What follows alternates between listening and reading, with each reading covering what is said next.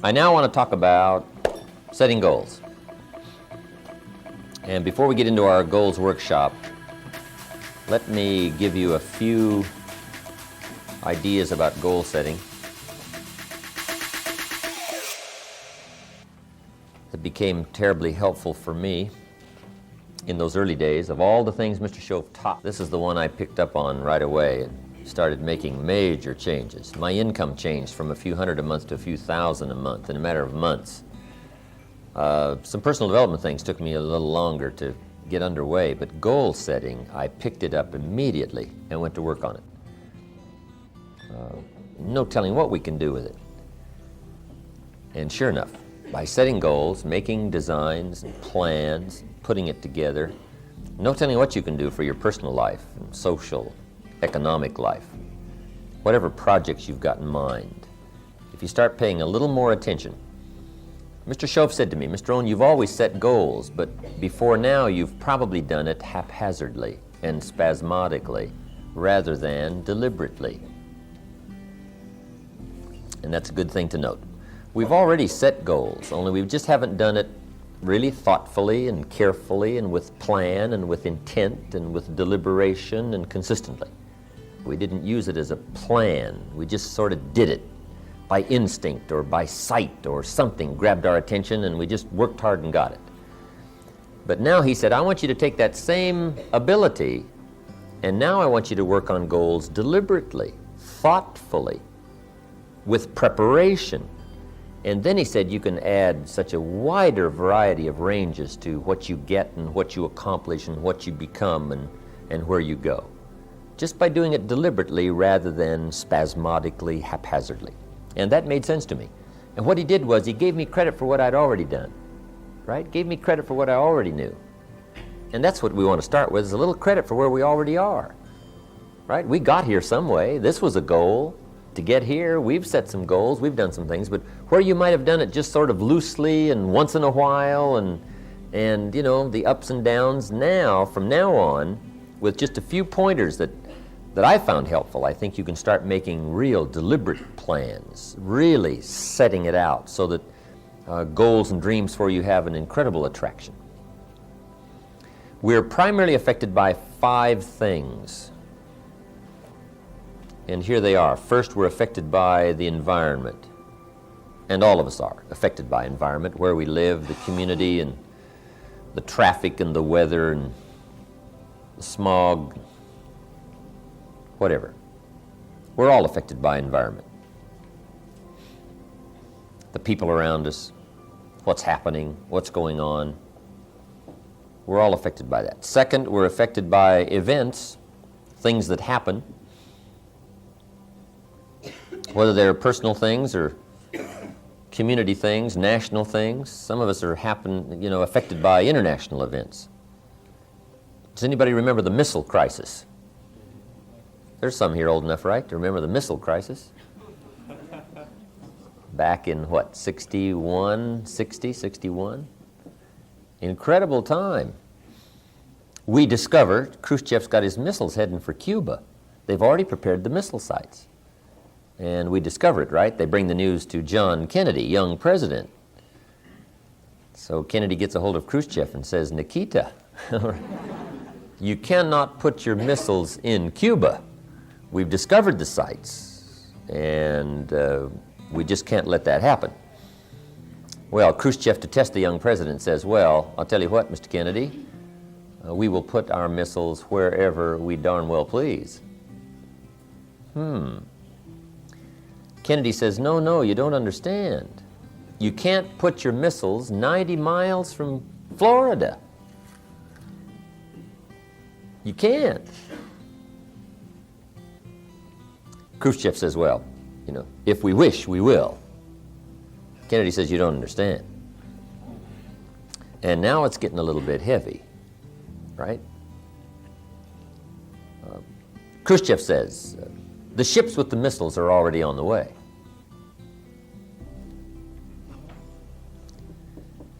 Kennedy says, you don't understand. We won't let them arrive.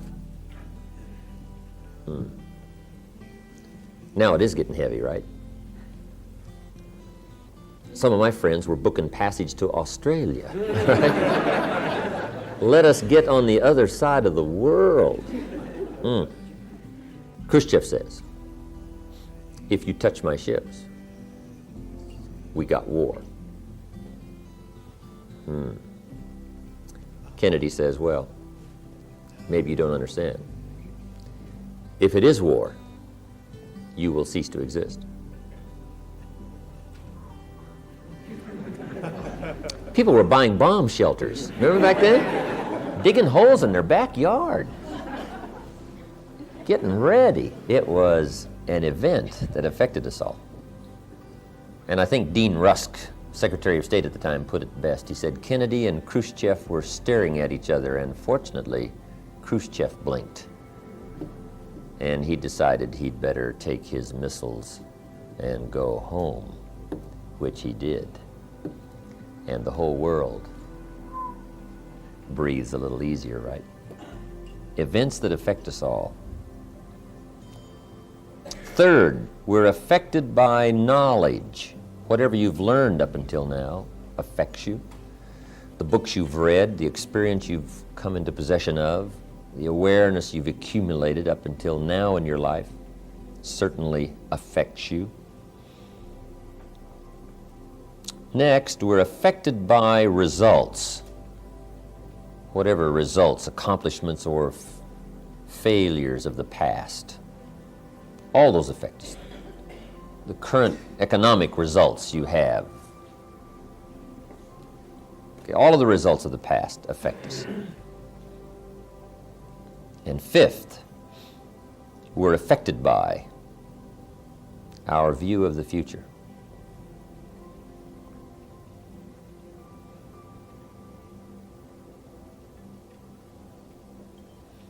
Now, of all of these 5 things I've mentioned, in my opinion, here's the best way to live the good life. Make sure the greatest pull on your life is the pull of the future. Make sure that exerts its greatest influence on you, the influence of the future.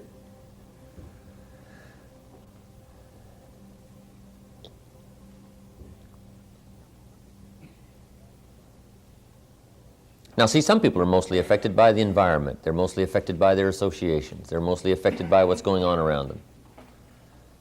Some people are affected by the past, the failures, what they haven't done, what they haven't got, or some tragedy. They've let that take the greatest toll and make the greatest claim on their lives.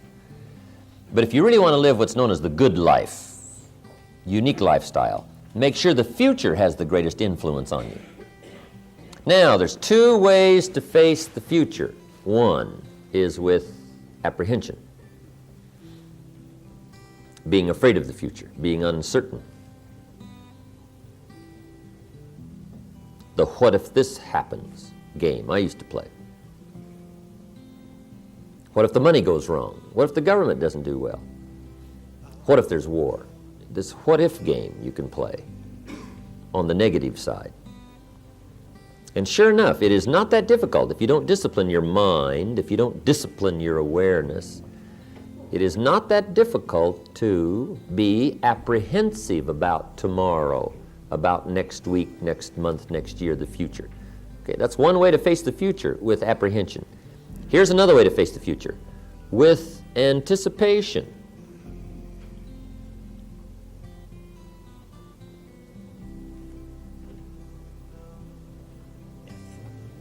So if you can arrange it so that you anticipate the future rather than dread the future, see, that can alter your whole life. Because guess how close the future is? The next minute. That's the future. Okay, the past is quickly receding and the future is quickly coming. So we're all concerned right away with the future, right? The next future couple of hours, the next future couple of days, the next future couple of years. That's the future. Now, the best way to anticipate the future is to make sure that a big share of it for your life is well designed.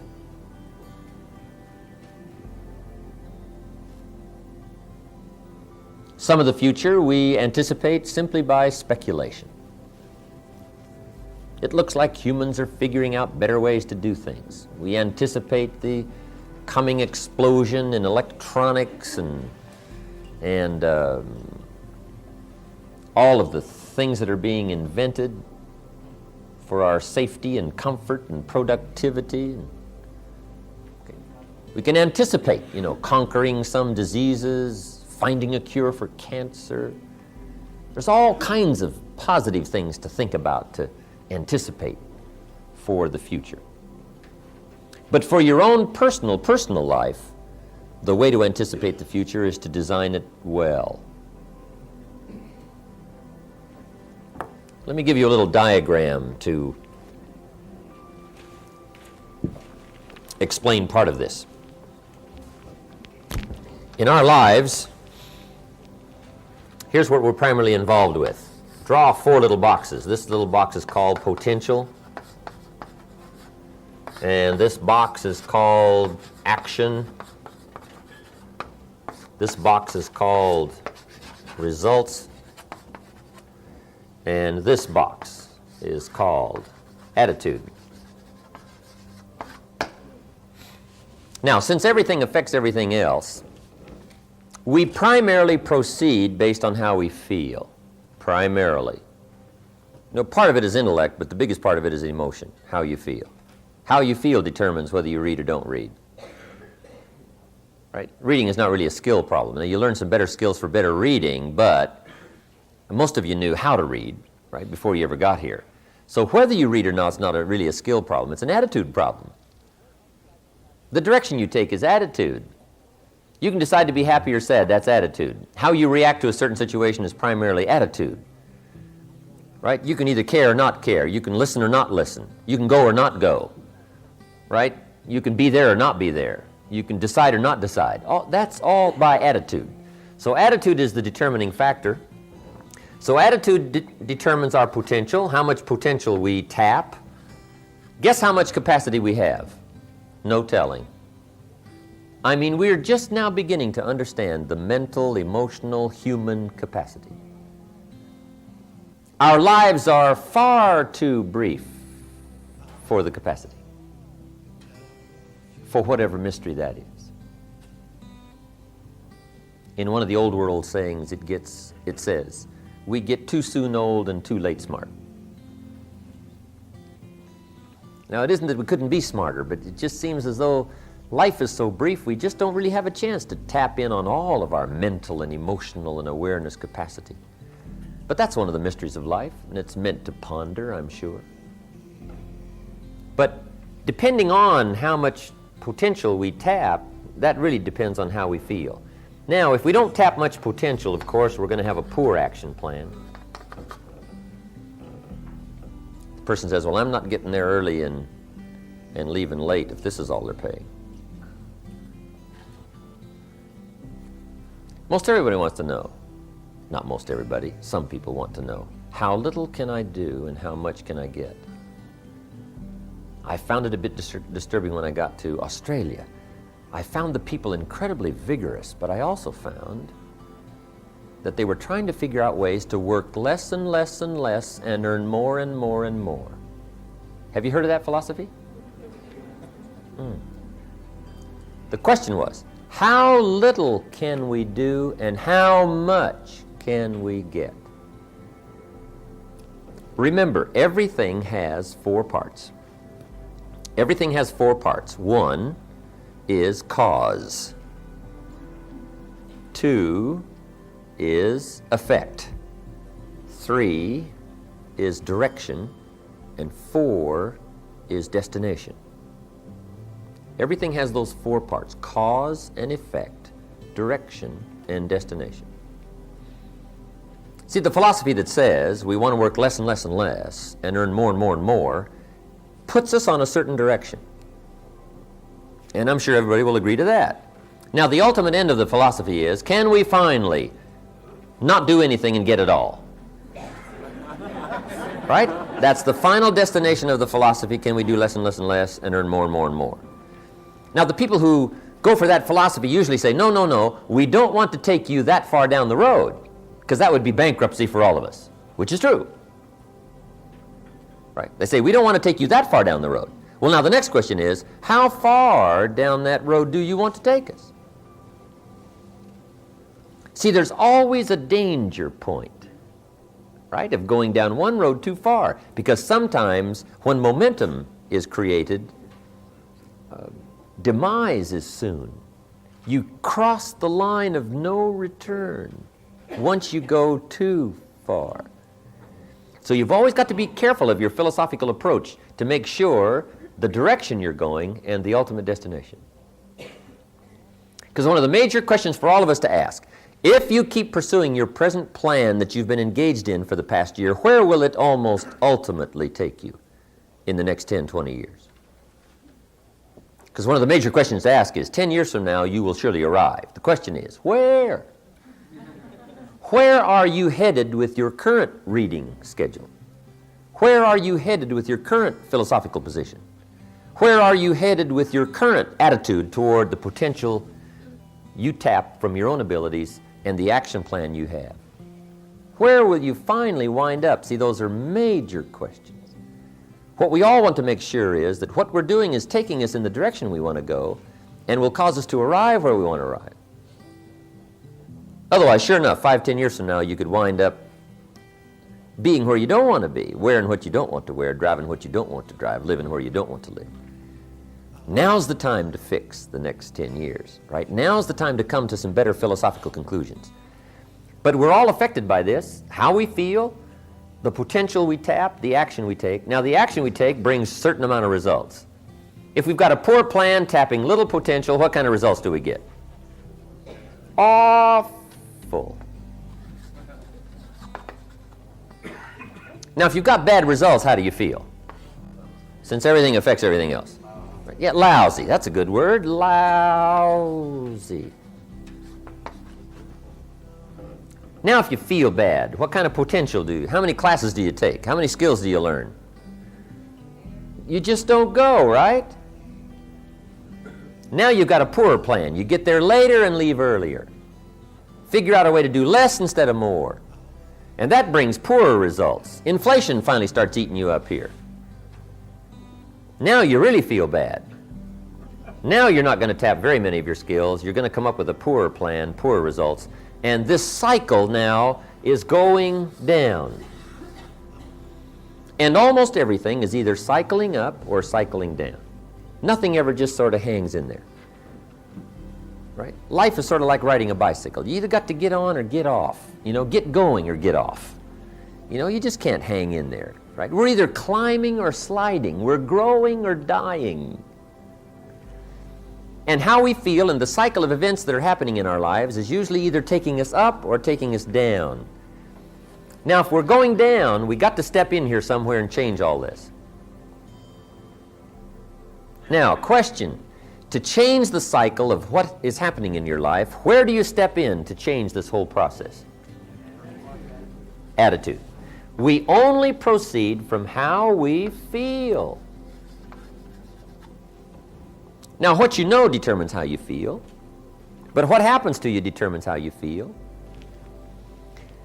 Humans have the incredible ability to finish the future before they start it.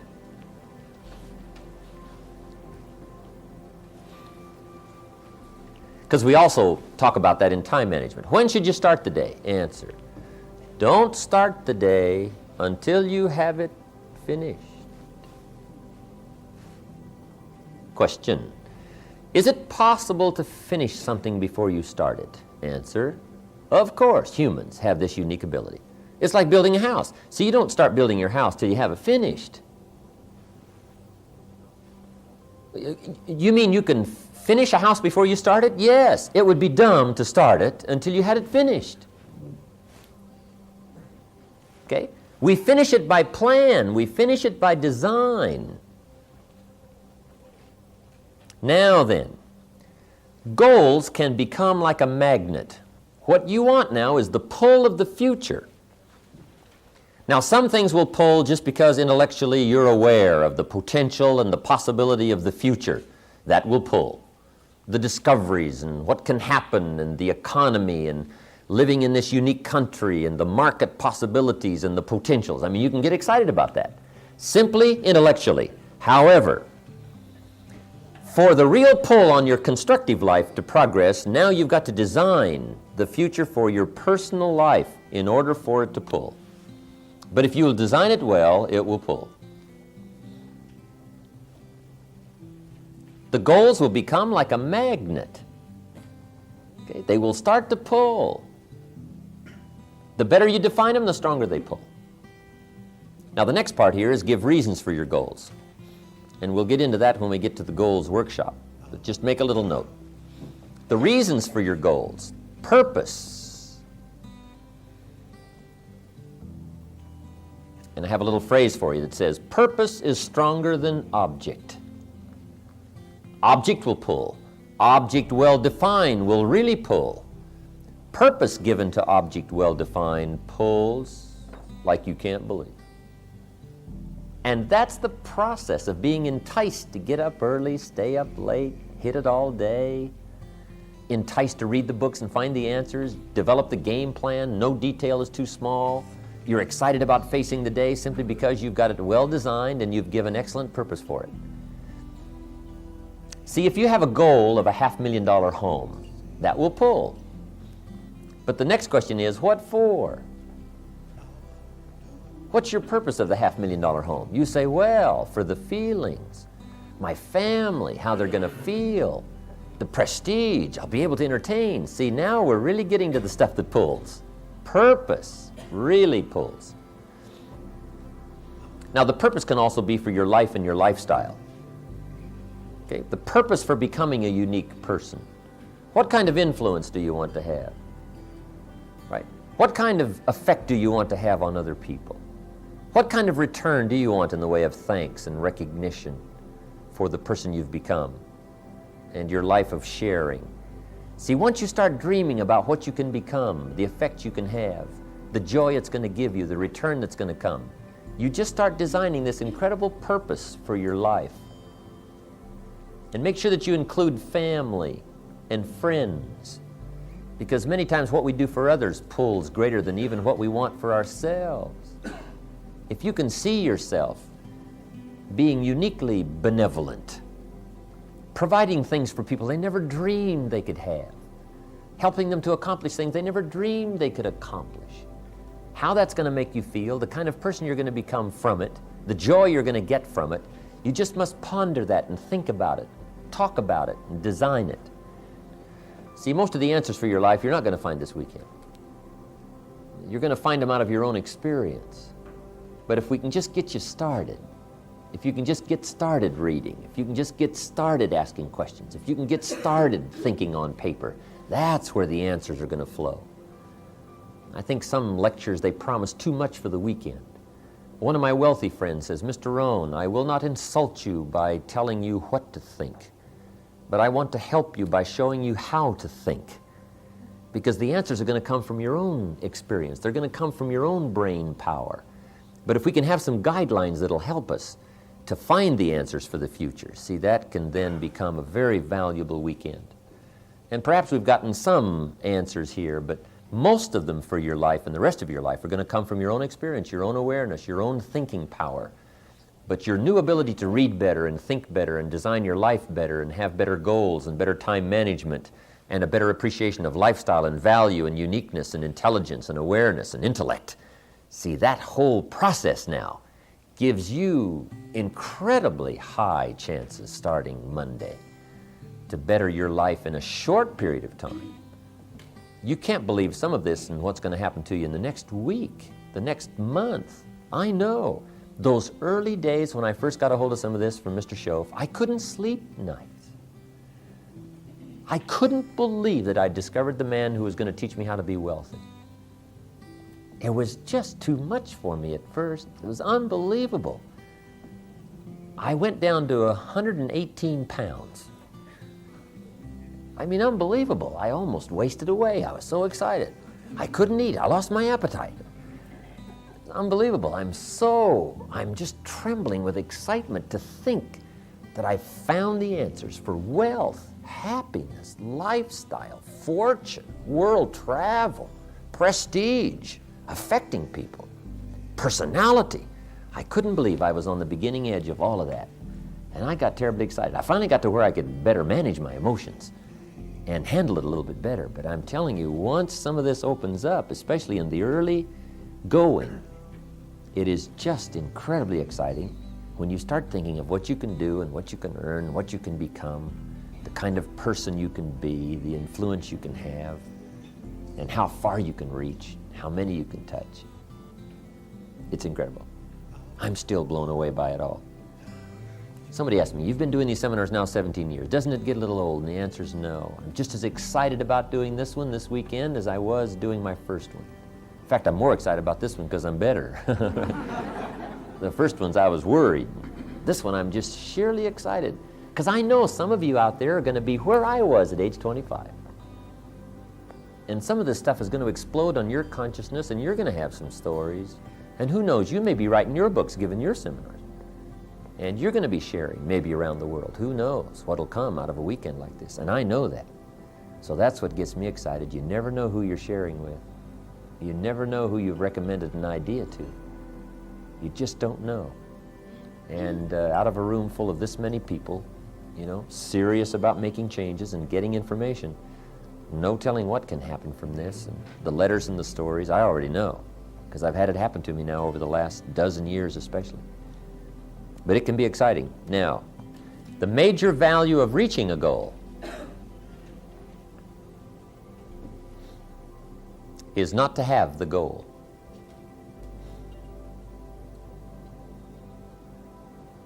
But rather, the person you have become to acquire it. The major value of reaching a goal is not to have the goal, but the person you have become to acquire it.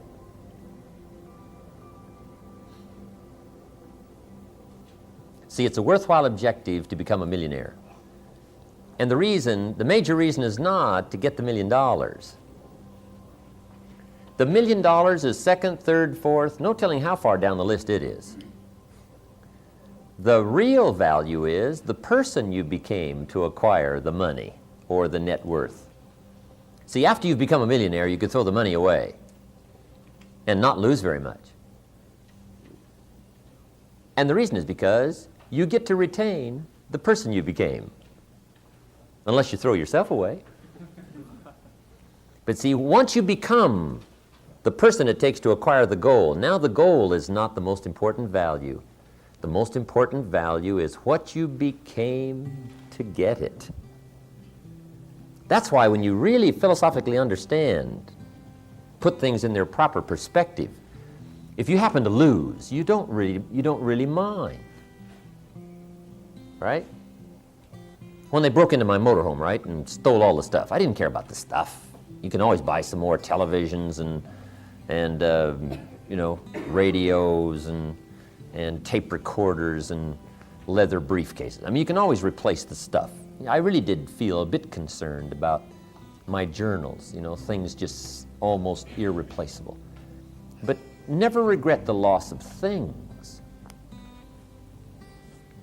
Unless they're personal, you know, family treasures or something that have more than just the monetary value, then you're going to be disappointed.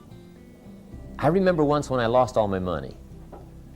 What was unique about that experience was when I lost everything, I really calculated that I lost only about 10% of all my assets.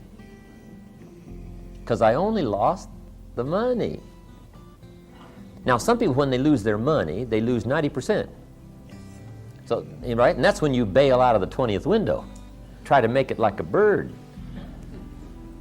But see, if you lose all of your money and you really understand that the person you became to acquire it, when the money's gone, you're not gone. You've still got the mental value. You've still got the awareness and the uniqueness and the skills and whatever it took for you to acquire those possessions. That's the greater value. That's why it's true the love of money is evil. And the reason is because if you put your love where the money is instead of the true value of the person you become to acquire it, then see when it's gone, you've lost everything. When Jesus, the master teacher, told the rich man to sell all he had and give to the poor and become a disciple, he was not asking him to do something that was so totally obnoxious and wrong, to give away his possessions. It's because the master teacher understood where the true possessions were, right? If he had become a wealthy young ruler, if that's what he became, then he could give all of his possessions away and still not lose any of his wealth, because he could still be the person he was. So once you understand where the true values are, then you use goals not just to reach the goal, but you use goals as an enticement to become a better person. Now you're zeroing in on the true enterprise of life. You want to reap the harvest, not just for the harvest and what you can cash it in and what it'll bring to you, but for the person you become to acquire this harvest, for the patience it takes, for the brains it takes, for the discipline it takes, for the organizational ability it takes, employing other people, offering opportunity. See, to get a good harvest come fall, you got to be quite an enterprising person. So it isn't the harvest then that's the most value. The most value is the skill and the person, the personality, the discipline, all the things you learned and became to acquire it now becomes primary value. That's why when you really understand the acquisition of wealth, then you don't worry now anymore about your money. Who's going to steal it? And where's it going to go? And who's going to get their hands on it when I'm gone? And all that. You just don't worry about that anymore, because you've already gotten the greatest value out of your wealth. If you earned the wealth and you made the wealth, because the greatest value is the person you became to acquire it. Now, if you will begin to apply that philosophical position on all your future projects, you cannot believe the happiness and the uniqueness and the joy that comes with it. You just can't believe. Now, see, it's much easier to get up in the morning, because you're going now for the greater value of the person you're going to become to acquire what you wish. Now you're eager to go for it. See, growing is one of those incredible chances and challenges in life. And now it makes the day much more exciting and much more interesting. Because we all kind of know that just things are not where the true values are. So if we pursue things, sure enough, we're going to wind up disappointed. But if we let things entice us to become better persons, to acquire them, now we understand where the true value is. Now, what you'll find happening is we're getting all these stories about people who come back and say, you know, things that I put on my 3-year, 5-year list, I got them the first year. One doctor and his wife came back to the ranch, I guess 2 or 3 times, Ron. One year, they drove their new Rolls and their new Bentley. And said, we just wanted to show y'all some of the stuff we've checked off our list. That's neat. They flew over to Europe to get a his and hers, a Rolls and a Bentley. Unbelievable. They wanted to double their practice in 3 years. They doubled it in about 10 months. Unbelievable. And we keep getting this little called progress report, right? About every 6 months we get this updated progress report that says, let us tell you what's happening to us now, right? Once they got started on this, they just zeroed right in, and they couldn't believe all these incredible things that start happening. See, what you do is, if you work on some of these things properly, you let the good surprises of life start stacking in your favor. You know, the good things happen to the people that are out there becoming enterprising and growing and changing. You know, some people call it luck. But see, luck is merely taking advantage of opportunity, operating in the marketplace where the good things happen. See, now if you're not out there, it's just not going to happen. You know, luck does not come by and seek you out. Usually, you know, what we call luck falls upon those people that are out there operating in the marketplace, that are out there doing it. You say to the salesperson, oh, you got a lucky sale. No, that was just the 20th sale. They worked on the other 19, and then here comes one out of the sky. But unless you're out there, they won't fall on you hiding in a cave. When they come from the sky, make sure you're out there in the field, working, laboring, where the good things fall.